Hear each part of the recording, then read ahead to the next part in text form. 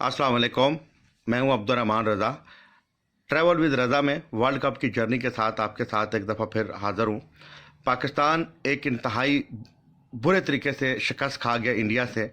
उसमें क्या वजूहत थी, तो हमारे पास बड़ी एक्सक्लूसिव किस्म की वीडियो जो आई हैं उसमें हसन अली, शादाब, शहनशाह फरीदी, मोहम्मद हसनैन और फ़खर जमान मैनचेस्टर में सैर सपाटे करते रहे।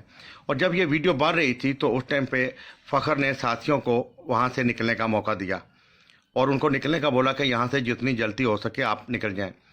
हसन अली और हुसैन कैमरों से बचने के लिए काफ़ी दूर तक चले गए और हमने वहाँ पे देखा कि कोई पीसीबी का कोई भी ऑफिशियल वहाँ पे मौजूद नहीं था, ना ही वहाँ पे कोई आईसीसी का, ना ही कोई सिक्योरिटी एहलकार वहाँ पे मौजूद था। ये वो वक्त था जब मुखालिफ टीम यानी कि इंडिया पाकिस्तानी टीम के ख़िलाफ़ एक हिकमत अमली बनाने में मसरूफ़ थी। देखें बाबर आज़म को उन्होंने किस तरीके से ट्रैप किया। उन्होंने पूरी पाकिस्तान की फ़ोटोज देखी, वीडियो देखी, उसके मुताबिक अपनी हिकमत अमली बनाई और उस टाइम पे हमारे खिलाड़ी जो हैं वो सैर सपाटा कर रहे थे। और इस बात का इल्म जो है उनके टीम मैनेजर को भी नहीं था, क्योंकि हमने जब उनसे रब्ता करने की कोशिश की तो उन्हें इस बात से लाइल्म थे।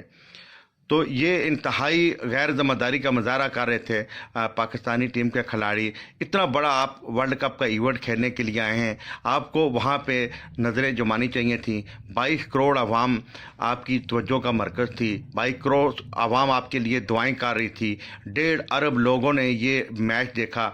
और जिस तरीके से उस स्टेडियम के बाहर पाकिस्तानियों की बेइज्जती की गई, जिस तरीके से इंडियन शायकीन ने नारे लगाए, वो इंतहाई गैर ज़िम्मेदाराना थे। वहाँ से हमारे क्राउड जो थे, जो अमेरिका से, कनाडा से, यूके, यूरोप और बाकी दीगर खलीजी रियासतों समेत पाकिस्तान से भी आए हुए थे, वो किस तरीके से वहाँ मायूस होकर सर झुका के वहाँ से वापस आए। इन्हें बिल्कुल अपने मुल्क के साथ, अपनी कौम के साथ बार बराबर भी एहसास और प्यार और मोहब्बत और मेहनत नाम की इनमें कोई चीज़ नहीं है।